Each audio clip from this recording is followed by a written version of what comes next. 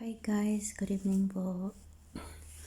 So, good evening po everyone. Welcome to our live. Hindi pala ito live video lang siya. So, ngayon, tingnan nyo guys, ang pangit-pangit na talaga. Tingnan na aking bunga kasi pinalis ng aking amo yung aking ngipin. Kaya hindi ako masyado makatawa. So, hello po sa inyong lahat. Welcome po sa aking video. So, nice ko lang po mag-video ngayon kasi yun, hindi pa dumating yung aking amo at kakatapos ko lang din sa aking paglinis ulit kasi alam nyo na may alaga tayo. Gusto kong pag-uwi nila na malinis yung bahay. So, kahit hindi ako inutusan, so kailangan ko talagang linisin kasi yung mga kalat ng aking alaga, ganyan. So, yun. So, alam nyo guys, sorry lang talaga kasi sasabihin ko lang sa inyo, yung lips ko kasi, di ba na ano ko, yun, inalis ko siya.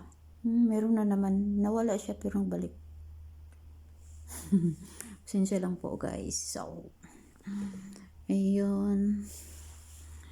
So, maraming salamat po pala sa Panginoon. Diba ngayon is gabi na naman. Alas 6 na ng gabi dito sa Middle East. So, maraming salamat po sa Panginoon, no? So, hindi ko lang mamalayan na yung pagising mo sa umaga, tapos magtrabaho ka na. So, yun, ang bilis ng talaga guys. Ang bilis ng panahon kasi alam nyo, ngayon gabi na, di ba?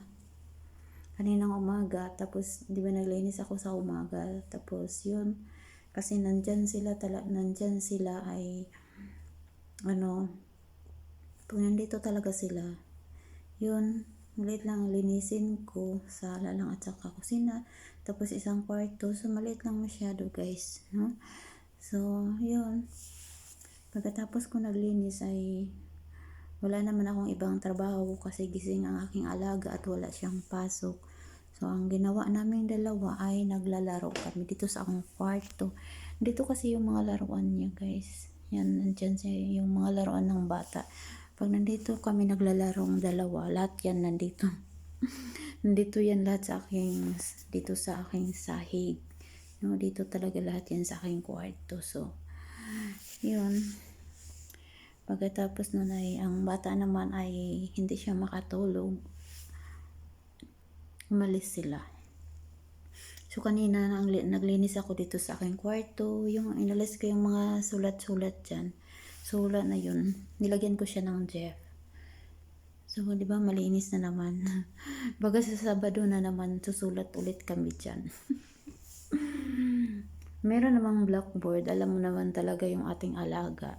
Alam mo naman yung bata, no? Kailangan natin talaga magpasensya. So, ayun, nilinisan ko at malinis na naman. Sabi ko sa Sabado na naman, ito magiging marumi na naman. Di ba ang linis-linis, ang puti-puti na niya. Nilagyan ko siya ng Jeff. Yun, so, ngayon, umalis sila. Hindi naman siya nagsabi na maglinis ako guys, kundi ako lang, sarili ko lang yung gusto kong maglinis. Kasi, pagod naman talaga, nandito lang ako sa kwarto ko. Yan, pag nakita niyo itong pula na ito, yan ay nandito yan sa aking kwarto at saka yung bag dyan. So, ibig sabihin nandito ako sa kwarto. Pag nakabityo ako na makita nyo yan. So, nandito ako sa aking kwarto at wala na akong trabaho. No? Yung mga... So, yun, umalis yung aking amo. Hindi pa naman ako, kahit wala na akong trabaho pag gabi, hindi pa naman ako pwede makatulog kasi yung alaga ko. Baka mag-uwi iyon ay bibihisan ko siya. So, kung tulog yan siya, bibihisan ko. Pagkatapos niyan ay hindi pa rin ako makatulog kasi yun, wala akong trabaho. Pero hintayin ko yung oras na alas 10 saka ako magsirado ng aking pintuan dito sa kwarto. Pag ganito kasi, yung kahit wala kang trabaho ay hindi ka pa rin pwede matulog, no? Kasi alam mo na, mayroong oras talaga, may oras. So, ayun, dito ka lang paupo-upo. Parang nandiyan.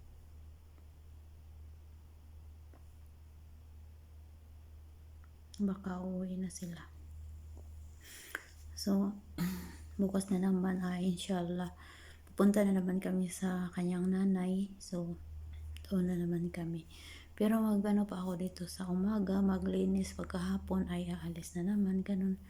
So, ganyan lang kami guys. Pag Sabado, sila na yung umaalis at saka dito na lang din ako kasi magluto. Pag Sabado, minsan ay magluto. Parang nandyan, may maingay. Pero sa paningin ko mamaya pa yan sila mag-uwi kasi nagdala yun siya ng extra na nagdala ng extra na damit sa bata.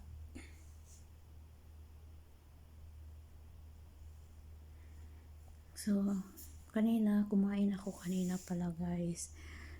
Dito talaga, wala siyang bawal sa kain. Pero, alam nyo na, mahiyain talaga ako. Parang nasanay na ako parang nasanay na ako na kumakain ako pag wala sila. Pag umalis sila sa trabaho, yan, oras ko sa kain. So, pag nandito sila, Biyernes at saka Sabado, ay nahihiya talaga akong kumain ng kanin. Hanggang kubos lang talaga ako. Kubos at saka yung kape. Pero pag hindi ko na talaga kaya, yung gutom na talaga, parang naghahanap talaga ako ng kanin. So, kahit nandito sila, kakain talaga ako. Pag sobrang gutom na talaga ako, wala na akong pakialam. So, ganun ang ginagawa ko guys. So, pasalamatan ko pala yung mga bagong viewers, tsaka yung mga bagong followers. Thank you so much. Sa new followers, thank you po. Thank you very much. Kasi, lalo na sa mga ibang mga big content creator, no? So, thank you so much po sa mga VIP na nag-follow. Thank you po, nakakahiya naman pero gusto naman niyo mag-follow, diba? Hindi ko naman kayo sinasabihan. So, maraming salamat po sa pag-follow niyo sa aking page. Sana po din ay makabisita po kayo doon sa aking YouTube channel. Ang pangalan doon ay Virtube Vlog. Ganun lang ang nilagay ko doon, Virtube Vlog. Ano siya? VER. Yun, VER. Virtube Vlog. So, ayan guys, mga part din yun sa pagluluto ko yung nandoon. Minsan lang pag hindi ako nagluto, nagmumukbang ako. Ganun lang akong ginagawa doon sa aking YouTube. So, hope po na makabisita po kayo doon at pakisubscribe na lang po kung gusto nyo mag-subscribe. So, hindi ko pala baka ma-upload ko ito doon sa YouTube. So, hello sa mga viewers sa aking YouTube. Maraming salamat po sa pagpanood nyo sa aking mga videos. Thank you so much po sa mga viewers sa aking YouTube channel. So, hope na baka makita nyo itong upload ko na video ngayon. Pakibisita na lang po sa aking page sa ito na pangalan, Senvisha. So, please follow, like, and share naman po. Baka may magustuhan kayong mga videos ko, paki-like and share na lang po. So, maraming salamat po sa inyo guys. So, ayun. Kasi, akala kasi ng iba ay meron pa akong trabaho, no? Kasi minsan may naririnig tayong mga pero hayaan natin yung sila. Wala tayong importante na yung nag-FB tayo or nagbibideo tayo na wala na tayong trabaho kasi hindi naman talaga pare-pareho, no, ang mga trabahador. Hindi talaga pareho ang mga trabahador na yung iba talaga ay busy pa, yung iba rin ay wala ng trabaho. So, parang relax lang din yung iba, 'di ba? Kasi paano? Hindi naman talaga pareho. Merong maraming trabaho, so meron ding maliit na trabaho. So, depende talaga, no? So, kagaya sa akin, parang malaking bless na ito galing kay God. So, lang kasi guys, yung maliit lang talaga siya na bahay. Hindi na kailangan paikot-ikot ka pa dito maglilinis sa buong bahay kasi yung buong araw malinisan mo talaga ito. Kasi maliit lang siya guys. No? Maliit lang talaga siya. Kaya sa mga ano dyan na mga taong yung nakikialam, mga akala nila ay lagi ka lang nakaharap sa FB, lagi ka lang naka-reels, lagi ka lang naka-video, di ba? So, tama yan sinabi nyo guys, tama yan, na huwag mag-FB pag may trabaho. So, hindi naman talaga lahat ng mga OFWs na pareho. So, yun lang. Isipin lang nyo yan ay lahat ng mga OFWs ay hindi lahat pareho ng trabaho. May iba na maliit lang ang trabaho, merong iba rin na marami ang trabaho. So, hope na sana maintindihan nyo po na kung bakit yung iba lagi silang naka-live, lagi silang naka-upload ng videos. Kasi nga, hindi pareho. So, sana po wag naman kayong wag naman kayong mainip sa mga ganyan na bagay. So, kagaya ng mag-iisa lang talaga ang tao, no? So, walang makausap, ganyan. So, kailangan talaga na lagi lang naka-open kasi mahirap naman talaga guys pag ikaw lang isa lagi.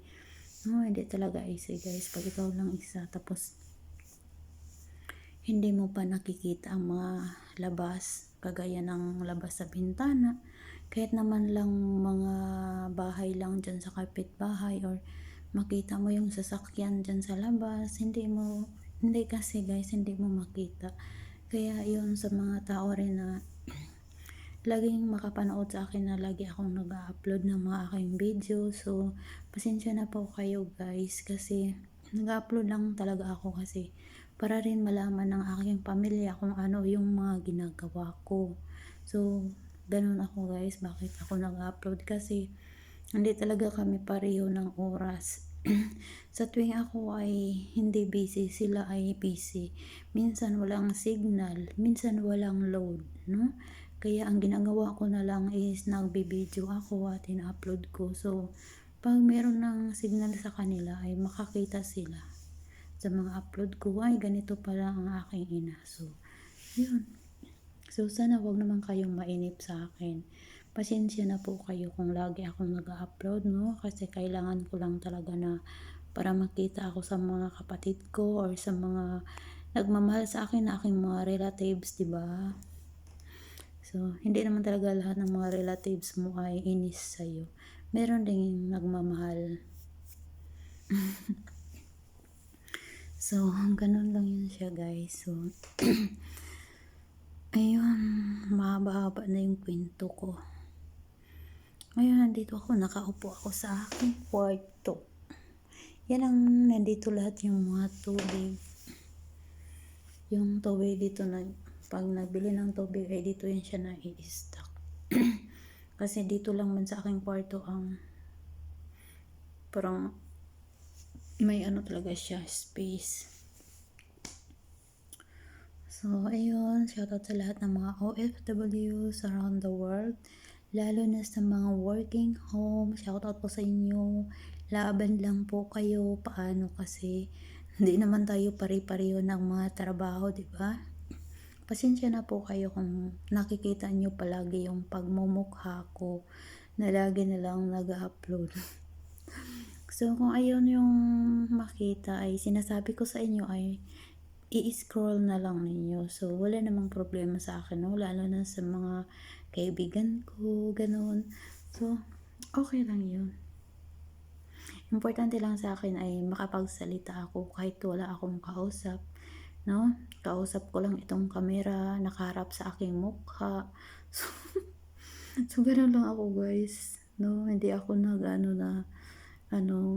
yung walang nanonood sa akin kahit nagla-live ako. Hindi ako nag-iisip ng yung galit ako, bakit walang tao nanonood sa akin. Wala. Ang importante sa akin is makasalita ako guys. Kasi alam nyo na, pag nandito yung alaga ko, bata pa kasi yan, maliit. Pag tinatanong mo, hindi pa siya marunong talaga magsagot. So, siyempre, parang naka-silent lang ako palagi, no? Dito lang ako talaga kumausap sa camera. So, pasensya na po kayo kung lagi akong mag-a-upload ng aking mga videos. So, yun, kahit naman narito yung aking amo, ay hindi rin, yung amo ko kasi, hindi rin siya, hindi siya, hindi siya madaldal. Minsan lang pag, yung may inuutos siya sa akin, minsan lang talaga siya nag-uutos din. Yung sa bata lang na kagaya ng bihisan, ganyan lang, pero minsan lang talaga. Hindi talaga yan siya nag-uutos sa akin kasi ginagawa ko naman talaga yung aking trabaho. So, ayun. So, maraming salamat po sa inyo guys, sa inyong pagpanood sa aking videos. Sana magustuhan nyo, may magustuhan kayo na aking mga videos. Paki-share na lang po para po madagdagan ng aking mga followers or yung sa aking YouTube channel at saka madagdagan din yung mag-subscribe. So, konti pa lang yung subscriber ko doon guys. Sana po mapanood ninyo itong videos na ito at paki-subscribe na lang po at paki-share para rin makasubscribe yung iba kong baka gusto nila manonood sa aking mga pagluluto. So, yun lang guys. Ang aking YouTube channel is Virtue Vlog. So, ganun lang siya guys. So, thank you so much mga idols, mga viewers, mga followers. Thank you for watching sa lahat ng araw na nanood kayo ng aking mga videos. Maraming salamat po. Alam ko po na kahit saan na pong bansa ito darating ang aking mga videos na in-upload. So, maraming salamat po sa inyong pagpanood. Taos puso pa akong magpapasalamat sa inyo. Malaking tulong na po ang pagpanood nyo sa aking video. So, thank you guys. I-off ko na ito, baka nandito na yung aking amo. So, maraming salamat po sa pagpanood sa aking videos. And, ayun, na aking kwarto. God bless everyone. See you to my next video. And please subscribe my YouTube channel, Virtue Vlog. So, thank you so much guys. Hope na makasubscribe kayo doon. So, yun. Kahit hindi kayo manood guys, paki-subscribe na lang po. Salamat. God bless everyone.